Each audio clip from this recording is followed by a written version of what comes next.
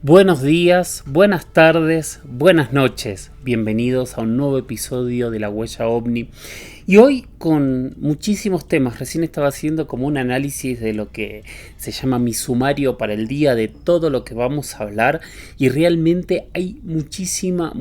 información. Vamos a empezar hablando y contando la historia de Bob Lazar. Vamos a analizar junto a Lourdes Gómez qué es lo que está pasando ahora en el Vaticano. Andrea Pérez Simondini nos trae las últimas actualizaciones sobre el caso de Bahía Blanca que me estuvieron preguntando esta semana, y también vamos a tener la segunda parte de esta entrevista tan interesante con la gente de Tamaulipas, para tratar de entender qué es lo que ocurre allí y por qué hay tantos eventos inexplicables en torno a lo que ellos creen fenómeno ovni y contactismo.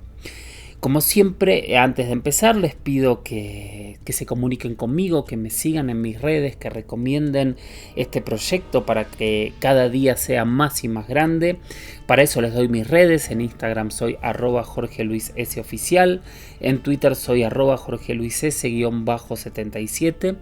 Tengo un mail que es las historias de George, las historias de George @gmail.com.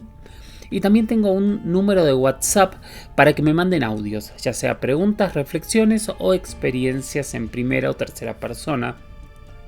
que es, anoten, más 54 911 60 45 41 50, más 54 911 60 45 41 50. Sigo grabando desde la Ciudad de México, donde todavía me quedan algunas semanas más aquí mientras preparo un proyecto. Y nada, estoy muy feliz de poder seguir profundizando en cada uno de los temas. Esta semana salí en una colaboración en Verdad Oculta, el canal de Nacho Rojo, a quien le agradezco muchísimo. Y creo que esta semana también, ya se los voy adelantando y se los voy spoileando, me entrevista mi amigo Yohanan Díaz en su podcast Historias Inexplicables, también para hablar un poquito de toda mi experiencia, no para responder preguntas, pero por supuesto hablo de ustedes, porque ustedes son la inspiración que me está llevando cada vez de manera más fuerte a seguir profundizando día a día en cada una de estas temáticas. De verdad, gracias a todos ustedes. Y nada, sigan, pongan seguir en Spotify, en YouTube, recomienden este espacio. Hagamos que crezca, hagamos que la variedad de preguntas, la variedad de debates sea cada vez más grandes. Como les decía, vamos a empezar hablando de Bob Lazar. Tengo dos personas que me lo dicen, que son claramente dos comentarios de ya hace un tiempo. Pido disculpas, pero era el momento, era cuando tocaba. Cuando vi que estaban separados por un par de preguntas, obviamente lo junté, porque no vamos a hablar dos veces del mismo tema. Mark Kaufman 11 dice: buenos días para todos. Bob Lazar dijo, se los dije. Esto debe haber sido con todo el planteo, sobre todo de todo lo que está ocurriendo día a día en el Pentágono y en el Congreso de Estados Unidos. Todo lo que pasó con David Grush y demás, pero que en realidad puede ocurrir y puede ser hasta de esta semana también ese comentario. Y el segundo es de Elia Mansi, desde Uruguay, que dice: buenas noches, Jorge Luis. Recordemos a Bob Lazar, el primero en declarar a finales de los 80 la existencia del Área 51, del Área S4, y en ser perseguido por los servicios de inteligencia en busca del famoso Unum Pentium en su casa, pues pensaban que él había robado parte de este material. Lamentablemente deseché ya hace años mi colección de Mundo Desconocido, donde tenía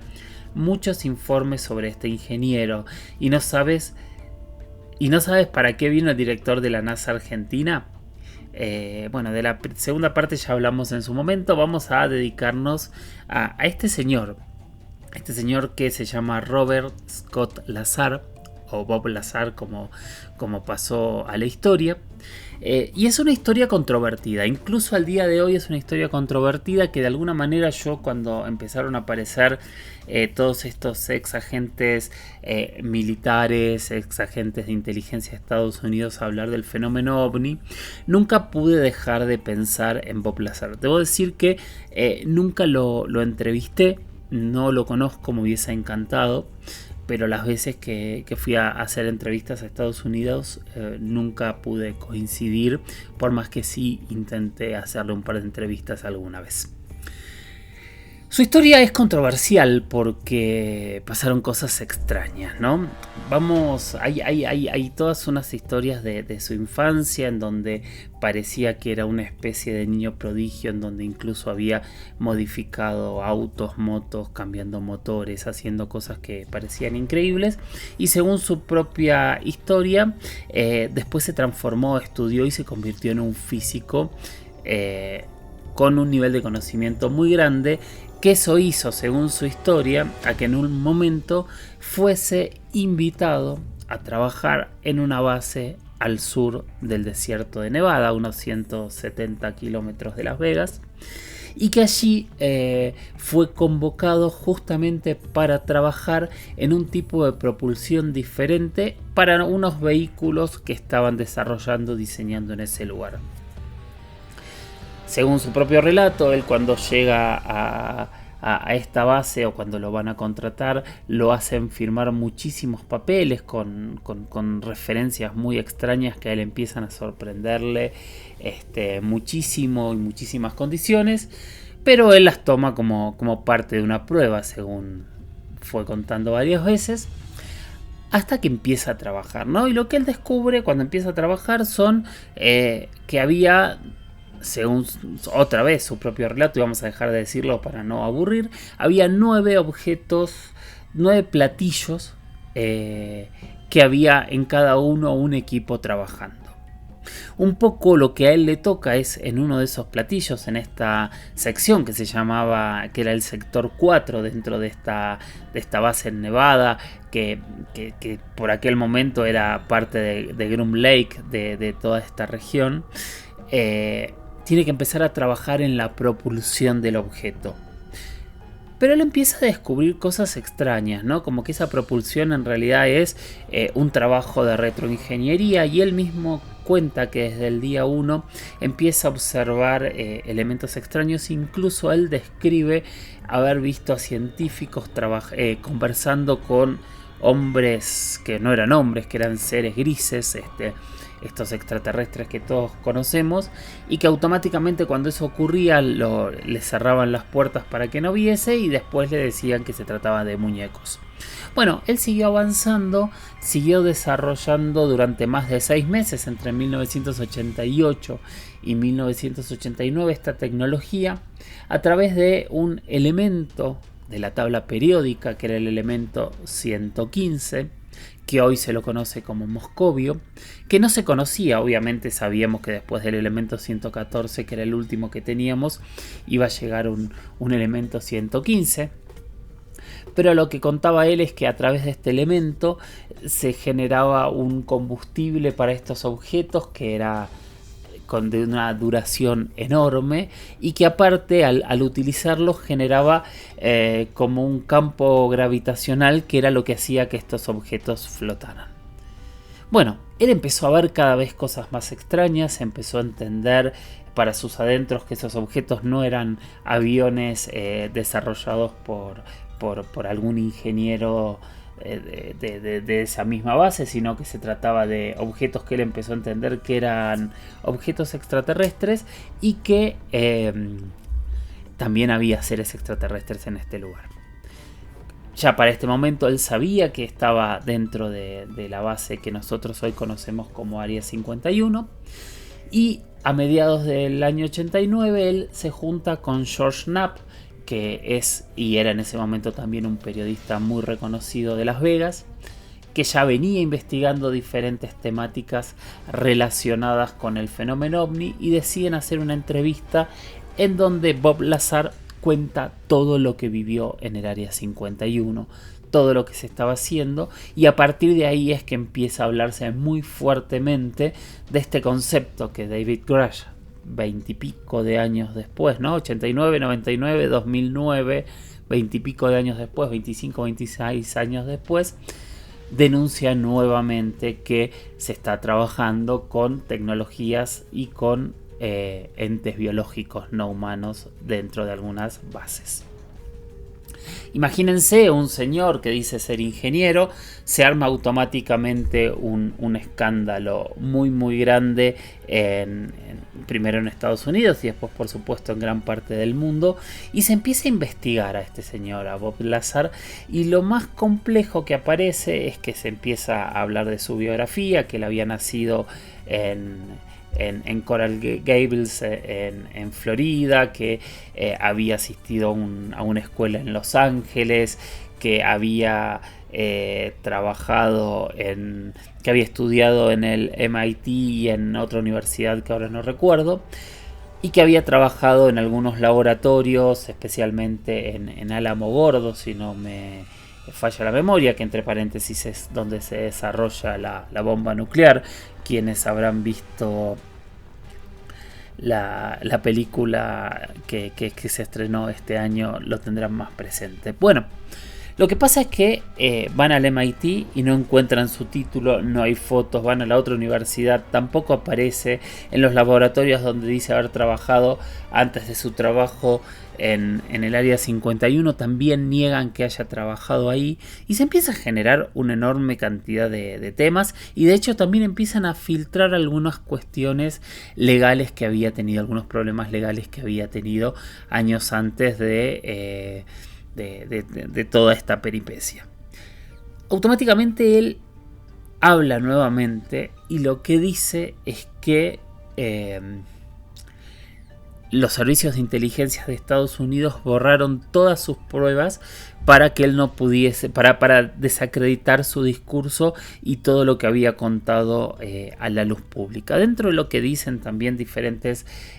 personajes, especialmente de la Fuerza Aérea de Estados Unidos, es negar la existencia de esta base, incluso lo niegan en juicios, y recién muchos años después, en el año 2007, por primera vez Estados Unidos admite que existe esta base, que es el Área 51. Lo que admiten en ese momento es que es una base de pruebas de prototipos aéreos. Es una base extraña. Yo creo que les conté alguna vez que estuve en la puerta del Área 51, en la entrada por el pueblo de Rachel, que es un pueblo de 10, 15, 20 casas en ese momento por lo menos, donde uno se podía sentar a comer algo o a tomar algo en Little Alein, que era el bar que estaba en la puerta, y ahí mismo muchos de los pobladores se acercaban a contarnos las luces extrañas que habían visto en la región. Nosotros fuimos hasta la puerta, esperamos a ver si aparecía alguien, nunca vino nadie, y nos fuimos ya de noche, no nos tocó ver absolutamente nada. Volviendo a Bob Lazar, con los años,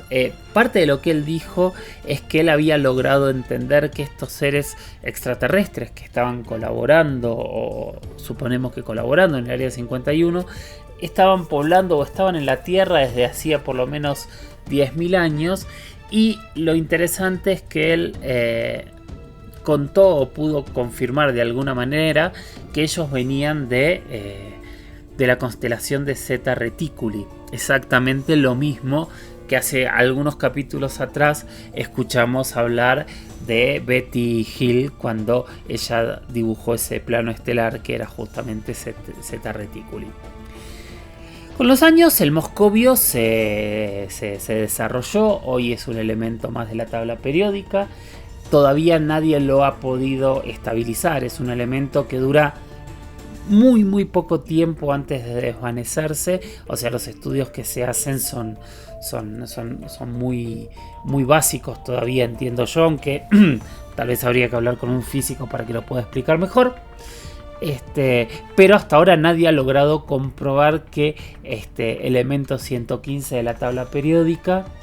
tenga las características que había planteado en su momento Bob Lazar. Ahora, esta historia siempre tuvo un problema muy grande y es que nadie la pudo comprobar por esto que veníamos hablando y por todo lo que había ocurrido, que todo lo que iba contando Bob Lazar de su vida se caía. O sea, no tenía forma de probarlo. Él siguió con su vida, consiguió con una compañía de venta de químicos y de cuestiones farmacéuticas. Hizo muy pocas entrevistas, pero todavía sigue haciendo entrevistas. Hace no tantos años estrenó un documental que se llama Bob Lazar, el Área 51 y los platillos voladores, que lo dirigió Jeremy Cornwell. Jeremy Cornwell, para quien no sepa, es quien está detrás de todas las desclasificaciones de los videos oficiales que se han presentado desde Estados Unidos en los últimos años, y lo produjo justamente George Knapp, que también es una de las personas con un fuerte arraigo en todo esto. Cuando empezó a aparecer las declaraciones de Luis Elizondo, cuando empezaron a hablar diferentes pilotos y diferentes personajes, todos pensamos que de alguna manera nadie iba a poder probar su pertenencia a lo que decían que pertenecía, que era un poco lo que muchos años atrás le había pasado a Bob Lazar. En este caso, como ustedes bien saben, no voy a perder tiempo en algo que hemos hablado tanto tiempo. Todos los personajes que han hablado en los últimos tiempos,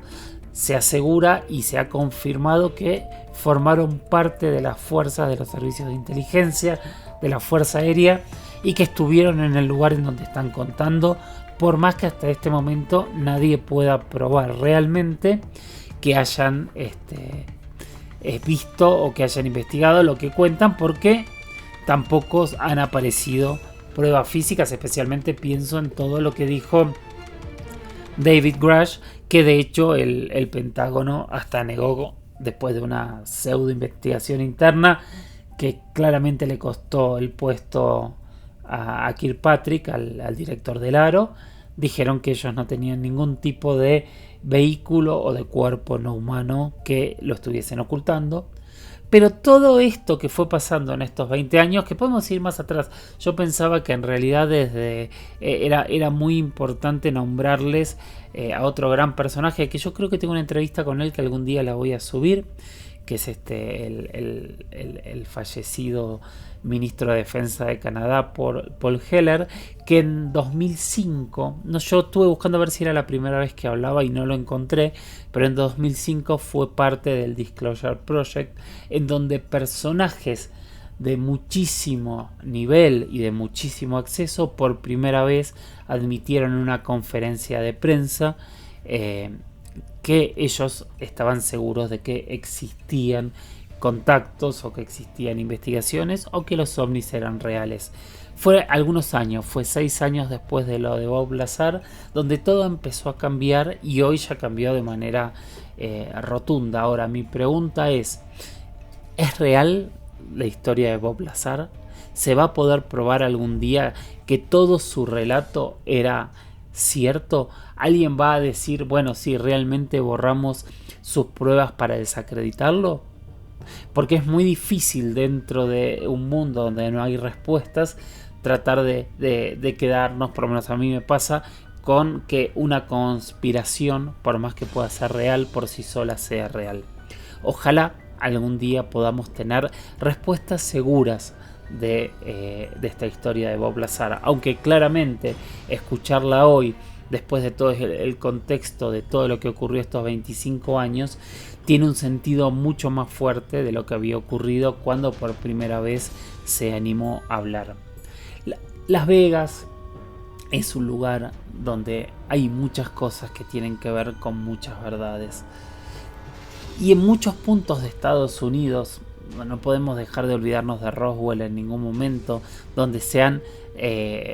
destruido historias y se han atacado a la credibilidad de testigos. También nos generan puntos para preguntarnos si en este caso realmente ocurrió lo mismo. Y en este punto, donde obviamente Roswell se une con el Área 51, porque para muchos esos objetos o parte de los objetos que se investigaban eran los objetos recuperados en Roswell, o tantos crashes alrededor del mundo donde testigos e incluso documentos oficiales confirman fuerzas extranjeras, a veces de Estados Unidos, a veces de Rusia, pero siempre fuerzas militares que se están llevando esas pruebas, y quedan los testigos a veces como locos diciendo yo lo vi, pero no tengo ninguna prueba para poder decirlo. El gran problema del fenómeno ovni, estamos todos de acuerdo creo, es que todavía nos faltan pruebas, pero yo siento que esas pruebas día a día están cada vez más cerca. Y hablando de pruebas, hice un vivo en YouTube esta semana y varias personas me preguntaron qué pasó con el caso del supuesto combate del ovni de Bahía Blanca. Así que ustedes saben que la principal investigadora de este tema, con quien ya hablamos, no es la principal investigadora, por supuesto, es Andrea Pérez Simondini, pero Sephora y todos los equipos que trabajan con ella, Esteban Lencheri entiendo que está a la cabeza de todo esto, siguen investigando y siguen tratando de entender qué fue lo que ocurrió en Bahía Blanca cuando diferentes vecinos empezaron a hacer denuncias de que habían objetos en el cielo y que escuchaban disparos desde una base aérea. Algunos testigos filtraron que hubo un combate con 1, 2 o 3 objetos, mientras que desde la base dijeron que solo se había tratado de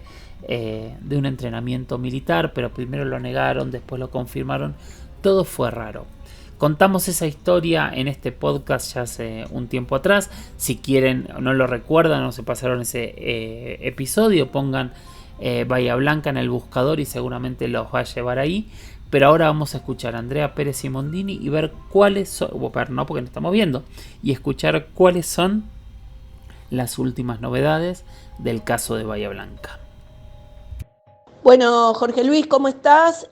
Seguimos con la investigación de Bahía Blanca porque aparecieron 3 testigos que han visto las luces sobrevolar la base Comandante Espora y en general Bahía Blanca. Todavía no los pude entrevistar porque me contactaron en privado a mi canal de YouTube en virtud de lo que había publicado del caso. Y estoy con el equipo, con mamá sobre todo, reteniendo aún la publicación de todo lo actuado en Bahía Blanca,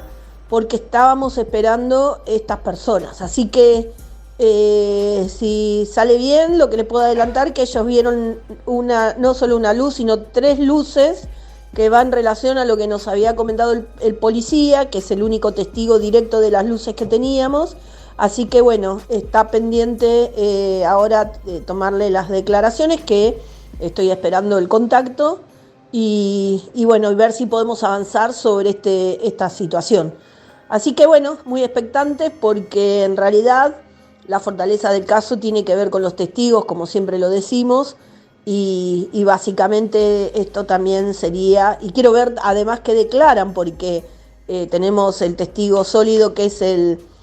policía. Él no quiere salir a la luz pública porque está en actividad, pero sí nos ha brindado con detalle su observación, así que queremos ver qué nos relatan estos 3 nuevos testigos, si es coincidente en movimientos, direcciones, puntos de referencia que nos marcó el policía. Así que eso por ahora te puedo adelantar. Otra cosa que te puedo adelantar, como exclusividad, que fue presentado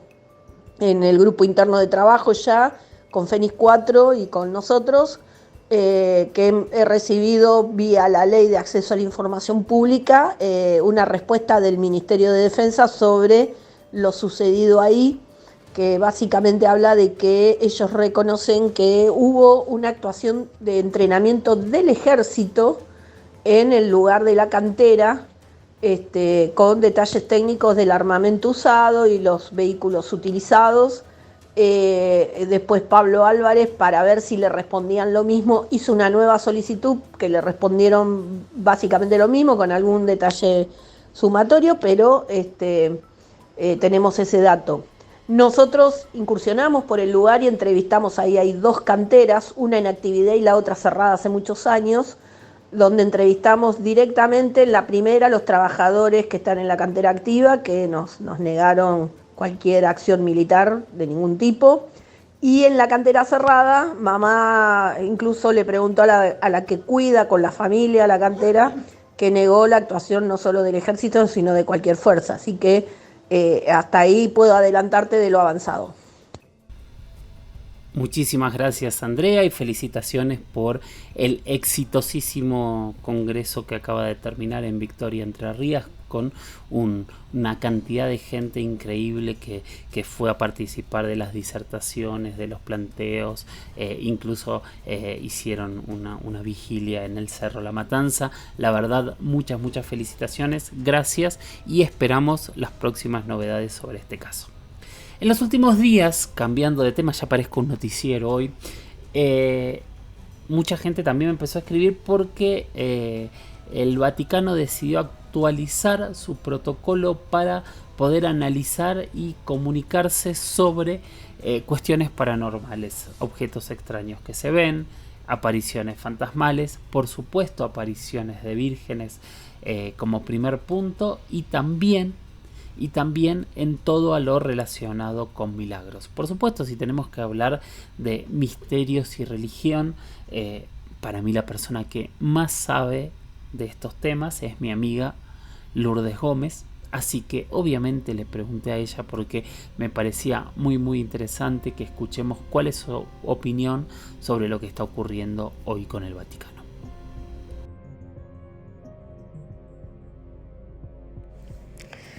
Estimado Jorge, un gusto saludarte, muchísimas gracias por invitarme a tu maravilloso podcast y es un placer estar contigo y con todos tus oyentes hablando de estos temas apasionantes. Nos llegan noticias desde el Vaticano y es que estos días se ha hecho viral una información en la que la Santa Sede trata de divulgar, dar a conocer su postura sobre los llamados hechos sobrenaturales. Cuando hablamos de hechos sobrenaturales, en el marco de esta noticia, nos estamos refiriendo a hechos misteriosos que ocurren en el seno de la Iglesia, que suceden en diferentes parroquias de todo el mundo. Hablamos, por ejemplo, de casos de apariciones marianas o también de videntes de toda clase y condición que aseguran estar en contacto, ya sea vía telepática o incluso de forma presencial, con entidades como por ejemplo la Virgen, Jesús o diferentes santos, personajes que les estarían comunicando información sobre el futuro de la humanidad, sobre eventos como el fin del mundo o el comportamiento de la sociedad actual humana, pues con respecto a la naturaleza y su relación con el prójimo. También se refieren como hecho sobrenatural en el seno de la Iglesia a otros fenómenos más mundanos, como por ejemplo, pues el caso de los llamados fenómenos eucarísticos, que son fenómenos que se producen en el marco de la Eucaristía, que tienen que ver con la creencia católica en la transustanciación, es decir, en el hecho de que pues durante la Eucaristía las hostias, al ser consagradas por el sacerdote, se convierten realmente en el cuerpo de Jesucristo, y hay pues milagros que se producen relacionados con esas hostias consagradas, en los cuales la sagrada forma empieza a emanar de ellas, empieza a brotar el líquido vital. También tendríamos que hablar en este caso de milagros como por ejemplo la presencia de estatuas, sobre todo asociadas a la Virgen María, que bueno, pues en algún momento empiezan a llorar agua o incluso pues también ese líquido vital. Y todos estos fenómenos que tanto revuelo causan quieren ser ahora regulados de manera oficial por el Vaticano. Aquí tendríamos que considerar que esta decisión también está muy relacionada con el auge de lo paranormal en las redes sociales. Tenemos que existen muchísimos podcasts que hablan de estas temáticas y que hay muchas personas que hablan, comentan y explican sobre estos fenómenos religiosos. La Iglesia lo toma como algo peligroso porque al final son temas que se les escapan del control, que, como digo, se viralizan a través de las redes sociales. Recuerdo, por ejemplo, muy reciente, un caso que se hizo viral en TikTok de una supuesta señora vestida de blanco en la India, que muchos identificaron con la Virgen de Fátima y que de verdad era millones y millones de vistas y de personas que estaban compartiendo la información y que aseguraban que claramente pues se trataba de una aparición de la Virgen. El Vaticano quiere que se aceleren los procesos, poder dar respuesta a este tipo de misterios, o al menos su posición oficial, antes de que se viralicen, y de esta manera poder ir guiando a los católicos del mundo, sobre todo a los jóvenes, en cuanto a cómo tendrían que interpretar esta clase de fenómenos. Y lo que ha ocurrido, en síntesis, es que el Discaterio para la Doctrina de la Fe, que es la institución vaticana que tiene como misión asesorar al Papa y a los obispos del mundo sobre cuál es la mejor forma de compartir el Evangelio, y también pues que velan por la integridad de la doctrina católica, esta institución que busca ayudar a la comprensión de pues todos los misterios que rodean el mundo de la fe en cada momento histórico, es la que se ha encargado de diseñar la posición actual de la Iglesia sobre estos fenómenos, lanzando un documento que es el que se ha hecho viral. Hay que decir que ya existían normas anteriores, en concreto una que databa de 1978. Y aunque este documento es novedoso, desde mi punto de vista la información que contiene esta nueva normativa es básicamente, aunque este documento es nuevo, la información que contiene básicamente es la misma que la posición que viene mostrando sobre estos fenómenos la Iglesia desde hace épocas. Entonces se trata de poner por escrito lo que ellos ya venían manejando. Este documento lo que señala es que a partir de ahora la Iglesia no va a declarar sobre si un hecho sobrenatural o una aparición mariana en nuestro tiempo es real o no. No se va a pronunciar sobre ello en un sentido positivo, y como mucho, ante casos muy fuertes que no vayan en contra de las normas de la Iglesia y que no digan nada raro en cuanto a la doctrina católica, lo que hará la Santa Sede en esos casos será autorizar un elemento que en el ámbito del derecho canónico se conoce como el nulla osta. Nulla osta es una autorización que indica que en ese hecho sobrenatural no ha detectado la Iglesia nada que vaya en contra del mensaje católico, y que si de esta autorización depende la investigación sobre la santidad de alguna persona,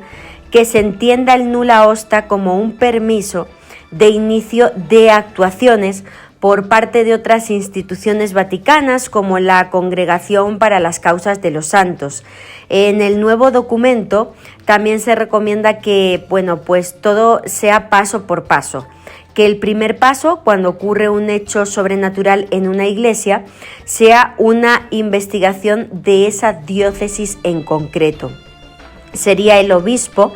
de cada diócesis quien tendría que formar una comisión donde habría pues distintas figuras de autoridad, como por ejemplo teólogos y también peritos, pues ya sea del ámbito médico, por ejemplo, psicológico, psiquiátrico, que puedan ayudar a dilucidar la realidad de los hechos, sobre si realmente son casos reales o más bien estafas, para que el obispo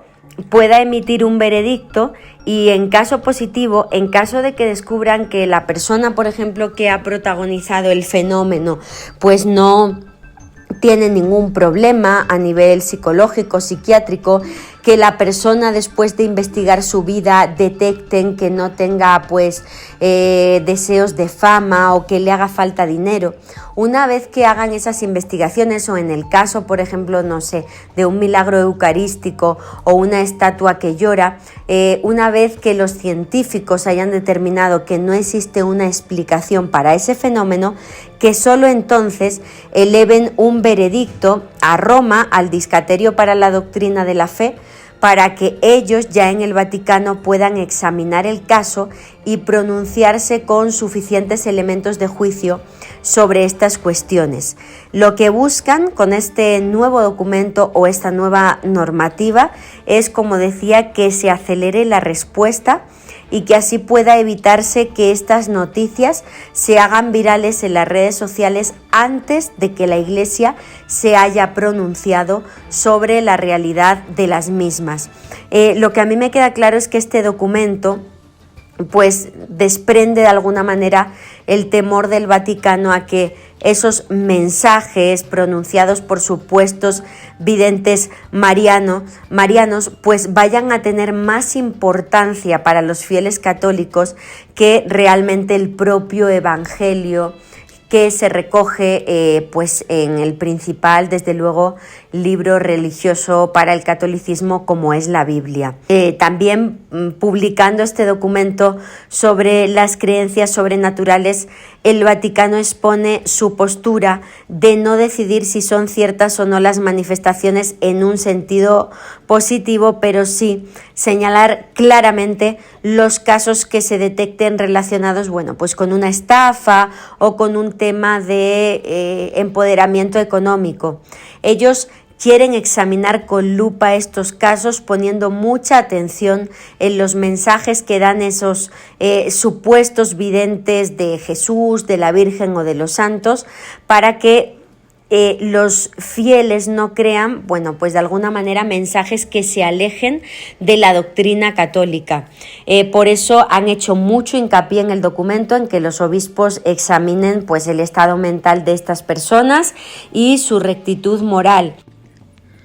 Lo que piden entonces, de alguna manera, en el documento es que se examine con lupa ese mensaje de los videntes actuales, de pues los santos, para que no sea un mensaje alejado de la teología y las enseñanzas católicas, y sobre todo que esa persona que está lanzando el mensaje, bueno, pues no tenga ningún aspecto oscuro ni en su presente ni en su pasado, y por supuesto ninguna enfermedad mental. En este sentido quiero también quedar muy claro que se trata, como digo, de poner por escrito algo que la Iglesia ya viene practicando desde hace décadas. Tenemos que, ante hechos como las apariciones marianas, que la mayoría de personas piensan que la Iglesia las aprueba como tal, y que, por ejemplo, ha aprobado y ha asegurado la Iglesia que casos como el de la Virgen de Fátima en 1917, casos como el de Lourdes, por ejemplo, que son casos aprobados por la Iglesia, esto no es así. La Iglesia evita mucho pillarse los dedos, y las palabras que tendríamos que usar aquí son postura de prudencia y de tolerancia. Eso es lo que ellos han mostrado ante este tipo de fenómenos. Desde luego se trata de no quedar mal, de no pues exponerse a firmar un documento en el que digan claramente que la Virgen María se apareció en 1917 en Portugal, pero sí tolerar, desde luego, e incluso aumentar o hacer que el culto crezca. En el caso de Fátima estamos pues considerando que es un lugar que se denomina como el altar del mundo, visitado por millones de fieles cada año, por supuesto por los papas, con una vinculación importantísima por parte de papados como el de Juan Pablo II, y por supuesto con la postura por parte del Vaticano de beatificar y finalmente canonizar a los videntes que provocaron esa aparición. Entonces no se quieren pronunciar ni dejar un documento por escrito en el que claramente digan que el hecho es real, que la Virgen se ha aparecido, pero toleran y ensalzan el culto en la práctica. Y Aquí tendríamos que excluir y dejar muy claro la parte de los milagros. En ningún momento se han referido en este documento a los milagros que llevan a la beatificación o a la canonización de los santos. Eso lo sigue practicando la Iglesia Católica. Por lo tanto, no sería correcto decir que ellos ya no van a aprobar ningún milagro o ningún hecho sobrenatural. Sobre lo que no quieren pronunciarse es sobre la veracidad de las apariciones marianas y los fenómenos que he descrito anteriormente, pero en el caso de la santidad de las personas van a seguir operando a través de instituciones como la Congregación para las Causas de los Santos, que es la que se ocupa de examinar los expedientes de supuestos milagros, sobre todo en el ámbito médico, de personas que aseguran haberse curado de muchísimos problemas de manera sobrenatural gracias al rezo o a la intercesión de una determinada persona. En este caso, los procesos siguen adelante y, sin ir más lejos, en las últimas horas hemos recibido la noticia de la aprobación del Papa Francisco del primer santo millennial. Estamos hablando de un joven italiano, Carlo Acutis, que ya era beato, su cuerpo está incorrupto, era beato porque el Vaticano ya ha aprobado a través de la Congregación para las Causas de los Santos un milagro y por lo tanto eso llevó a que este joven sea beatificado y a que se considere pues el primer santo millennial y un ejemplo para todos los jóvenes católicos del mundo, pero apenas en las últimas horas el Papa Francisco daba la orden para aprobar un segundo milagro atribuido a Carlo Acutis, que es el que va a llevar a este joven italiano a la canonización. En este sentido, como trabaja la Congregación para las Causas de los Santos, es examinando todas las pruebas relativas a la persona que asegura haberse curado. Una vez que los médicos entienden que se trata de un milagro imposible, irreversible y permanente a nivel médico y a nivel teológico, el primer paso es la investigación de la diócesis, el segundo paso es elevarlo a esta institución vaticana donde se hace una segunda revisión a nivel médico y teológico, y si pasa esa criba, y como digo es un milagro imposible desde el punto de vista de la ciencia, irreversible y permanente, entonces se eleva la documentación al Papa para que sea el Papa quien tenga la última palabra sobre si realmente estamos ante un milagro real o no. Una vez que se aprueba el milagro, desde luego se le pregunta a la persona a quién rezó, y en este caso pues a la persona a la que se rezó es a la que se le atribuye el milagro, y como digo, apenas en estas horas hemos sabido que el Papa Francisco, después de examinar todo el expediente de Carlo Acutis, ha aprobado este segundo milagro que le lleva a la canonización. Entonces el documento sobre hechos sobrenaturales es importante, pero también lo es que hagamos una diferenciación entre los milagros que llevan a la beatificación y la santidad, que esos sí que van a seguir siendo aprobados y regulados por la Iglesia, y repito, todos estos fenómenos más mundanos relacionados con la viralidad de las redes sociales, como por ejemplo, como digo, los videntes marianos, los mensajes apocalípticos o los milagros eucarísticos, a fin de que, bueno, pues la teología católica no se vea sustituida por este fenómeno milagrero de redes sociales y de Internet. Ellos reconocen que el Espíritu Santo puede descender sobre determinadas personas para ayudar a que el mensaje del Evangelio y la palabra de Dios se difundan en nuestro tiempo, pero piden, bueno, pues una postura de mucha prudencia ante estos fenómenos. En otro orden de noticias, tendría que hablar también de otra información que se ha hecho viral estos días en redes sociales, y se tratan de unas fotografías del Papa Francisco que no pertenecen, bueno, pues al presente. Fueron tomadas en el año 2018 durante un viaje del Papa, un viaje de visita oficial a Chile.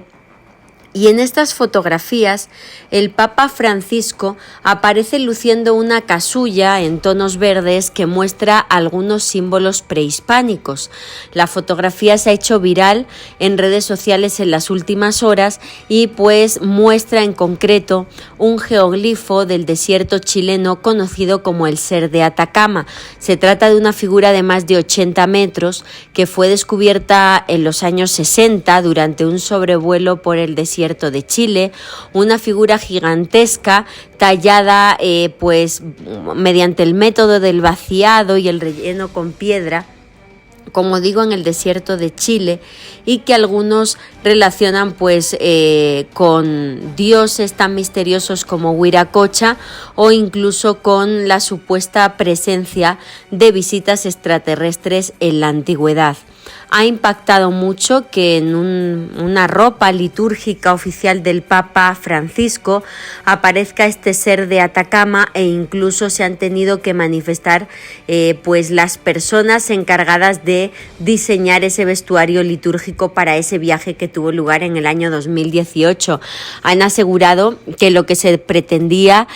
pues luciendo el Papa Francisco durante las misas, esa ropa con ese tipo de símbolos, era rendir pues un tributo, un homenaje a la cultura chilena y pues algunos de sus símbolos más preciados o más destacados, y no se trataría por tanto de ningún ritual oculto ni de ningún mensaje subliminal según ellos. Sin embargo, aquí tendríamos que destacar muchos rumores que existen desde el inicio del papado de Francisco sobre su supuesta vinculación con la temática extraterrestre. El único periodista que le ha dado seguimiento a esta cuestión ha sido Johanan Díaz Vargas, quien a través de medios como la revista Año Cero en España o a través de su programa Insólita Experiencia en YouTube han dado a conocer investigaciones sobre supuestas fuentes que nos llegan directamente desde Buenos Aires, que aseguran que cuando el Papa Francisco ejercía como obispo en Buenos Aires, visitaba o frecuentaba a los encargados de investigar los misterios en esos momentos en la Argentina, especialmente la figura del famoso y prestigioso divulgador Pedro Romaniuk, y más en concreto el interés profundo de Francisco por las psicografías de Benjamín Solari Parravicini, el Nostradamus de Argentina y uno de los profetas más importantes del mundo. Se dice por parte de estas fuentes de información que Francisco estaba súper interesado en todas las psicografías de Parravicini relacionadas en concreto con el futuro de la Iglesia, y que ha basado su papado en concreto en esas psicografías, en frases como que la Iglesia salga a las calles, que la Iglesia se acerque al pueblo y a los jóvenes, y que toda esta forma de ver y entender la Iglesia actual estaría muy relacionada con el mensaje de las psicografías de Parravicini. También Johanan Díaz Vargas recabó un testimonio que es vital en este sentido, el del contactado argentino Alfa Bidondo, que reconoció haber estado en el Vaticano, no desde luego, aquí también hay que aclarar, mandado llamar como tal por el Papa Francisco, no, él formaba parte de un grupo de argentinos, de un grupo musical que estaba visitando el Vaticano y que fue recibido como muchos otros grupos y delegaciones por el Papa Francisco, y cuando le tocó el turno a este contactado, a Alfa Bidondo, de saludar al Papa, de estrechar su mano, le mostró una imagen sacada de psicografías de Benjamín Solari Parravicini, una cruz orlada, que se trata de un símbolo que aparece en las psicografías de Parravicini, que la entidad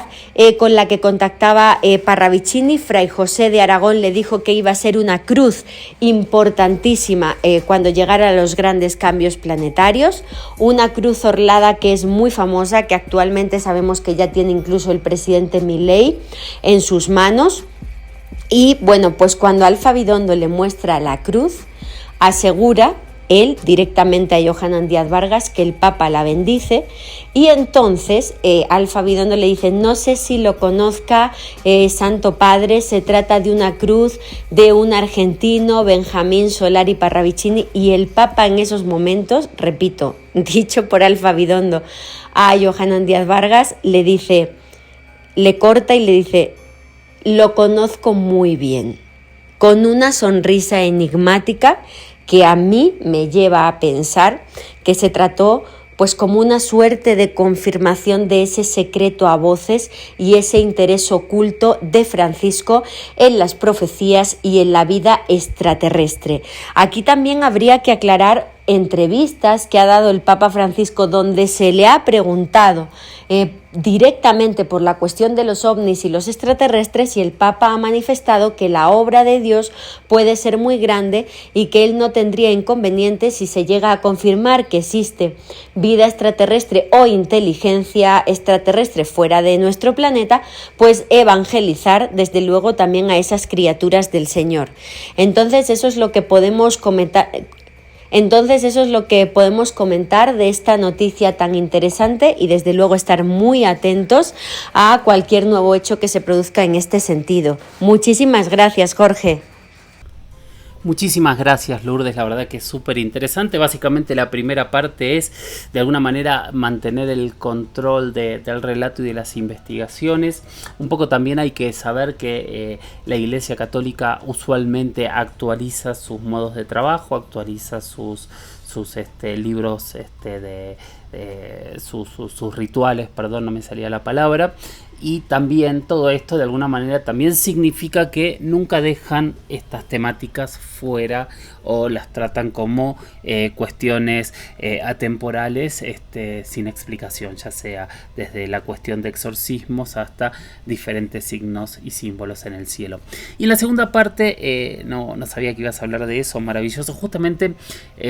casualmente, hoy, domingo, también salí, creo, en el programa de Jaime Maussan contando algunas cosas, obviamente como argentino, y como un argentino que no muchos saben, pero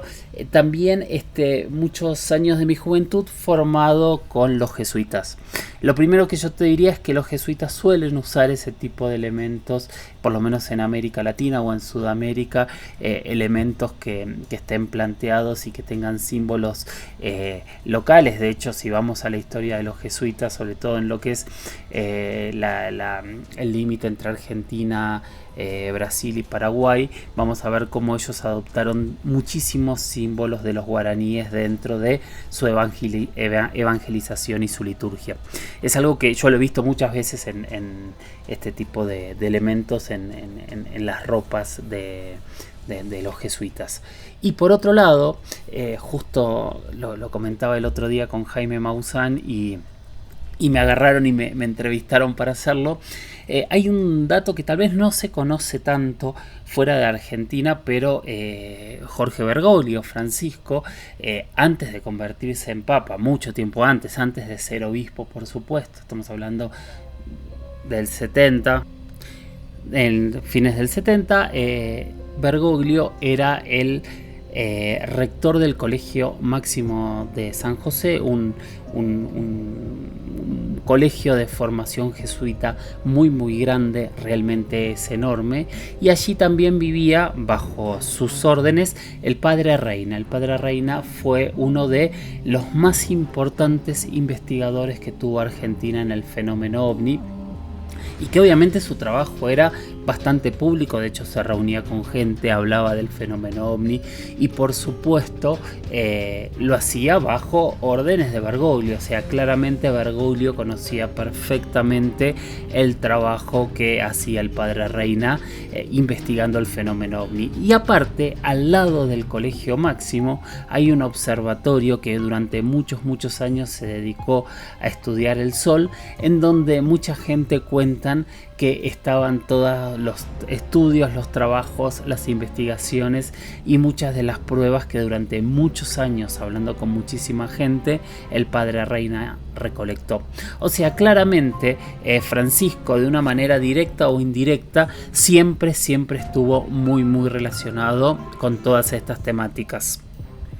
Cada vez vamos a programas más largos, evidentemente, pero bueno, cuando sean más cortos no me reten, les pido, por favor. Vamos a ir con una historia en primera persona, una historia que, como siempre saben ustedes, llegó al WhatsApp de la Huella OVNI, que estoy hablando lento porque obviamente que no lo tenía abierto y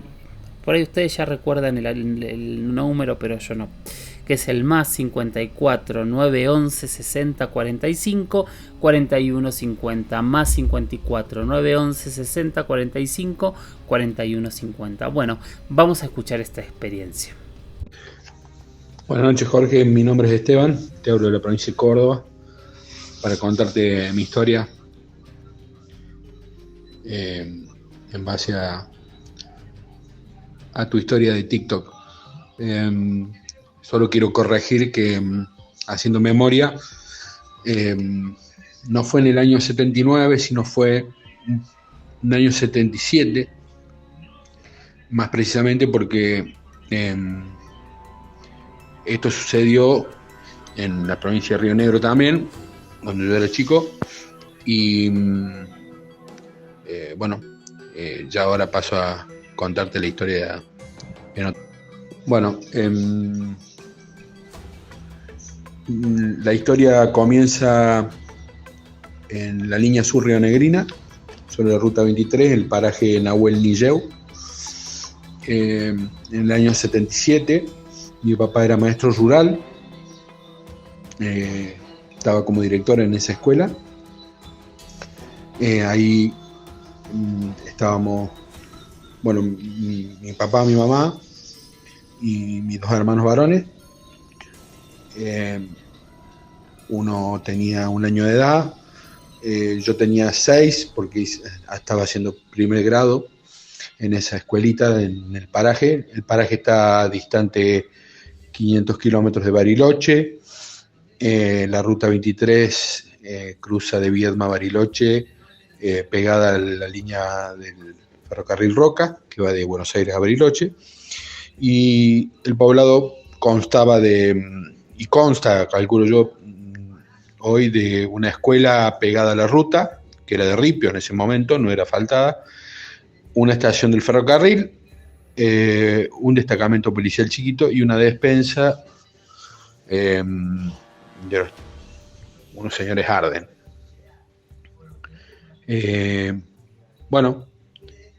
Este hecho ocurrió marzo, yo calculo que era verano, y habrá sido marzo del 77. Reitero, la escuela estaba pegada a la ruta y yo me encontraba con mi hermano jugando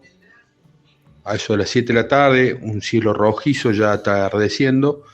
alrededor del tanque de la Torre del Agua, que está en la escuela, en una bicicleta. Nos turnamos para dar vuelta en bicicleta. Mi mamá estaría haciendo las tareas del hogar, y en eso que mi hermano estaba dando vueltas, yo esperando el turno, miro hacia lo que sería el campo, de espaldas a la escuela y a la ruta estaba yo. Había un mástil, una cancha de fútbol chiquita, y el campo, un alambre de 5 hilos y lo que era el monte ahí, monte de Jarilla. Los que viven en la línea sur saben bien que el monte Jarilla, Piquillín. Y al observar veo una luz de un ancho de aproximadamente 5 metros nomás, flotando arriba del alambre. Reitero, la ruta estaba detrás mío, atrás de mío estaba la escuela y después la ruta, o sea que yo miraba hacia el norte, hacia el campo, y esa luz y ese objeto que se presenta ahí no emitía ningún sonido, apareció de la nada, flotando, no tenía forma definida, sino más bien un tipo de como de un esfumado por encima y por abajo. Lo que sí se veía eran las luces de colores, verde, amarillas y azules, que rotaban. Todavía había luz del crepúsculo, cielo rojo, me acuerdo, y en eso le aviso a mi mamá lo que estaba viendo. Cuando yo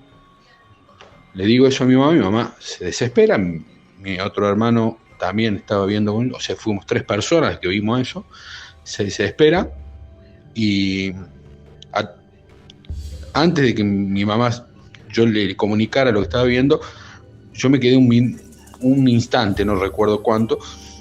pero también veía que la parte, yo trataba de entenderle con 6 años qué era lo que estaba viendo, y la forma que tenía no era definida. Entonces, tanto en lo que sería por arriba de la luz y por debajo de la luz, era como una esponja, una cosa esponjosa. Ese objeto no se movía, estaba suspendido, no emitía ningún tipo de sonido, solo la luz. Era como que estaba observando, calculo yo, porque estaba frente a mí unos 25 metros, no más, y cuando yo le aviso a mi mamá, ella obviamente lo ve y se asusta y empezó a decirnos que entremos. ¿Qué es eso? ¿Qué es eso? Repetía, ¿qué es eso? Y bueno, y nos encerramos en la casa que tiene la escuela rural, y básicamente mi papá no estaba en ese momento, se había ido a la estación del ferrocarril a hablar con el jefe de la estación, y cuando vuelve un tiempo más tarde, que golpeaba la puerta, pues no podía entrar, mi mamá cierra las persianas, cerró todo, del miedo ante el desconocimiento, y repetía asustada que era eso. No nadie entendía qué lo que era. Pero el objeto es similar al que relata el video del piloto de aerolínea, y es algo que lo vimos 3 personas, y que hoy lo recordamos. Ese objeto, al irnos nosotros, no pudimos ver qué pasó, pero mi papá cuando vino no vio nada, ya había oscurecido, y es el día de hoy que uno recuerda eso muy vivo, porque era muy real. Ese objeto no emitía sonido, no tenía forma de estar ahí si no era por aire, porque desde la ruta no se podía entrar, no había un lugar para entrar, o sea que no era ningún vehículo conocido, sino que era un objeto que flotaba y que no tenía una forma definida de estructura, ni metálica ni nada, sino que más bien era como una esponja, como algo que tenía muy difuso, pero sí era nítido como las luces rotaban y cambiaban de color, muy vivas, muy, muy brillantes las luces. Así bueno, esa es la historia del encuentro con un ovni que he tenido yo, y hoy con 52 años todavía lo recuerdo tan vívido como en ese momento. Bueno, muchas gracias. Muchísimas gracias, Esteban, y así como Esteban, les pido a todos que me manden sus historias, así las escuchamos sin analizar, para entender, porque estamos teniendo aparte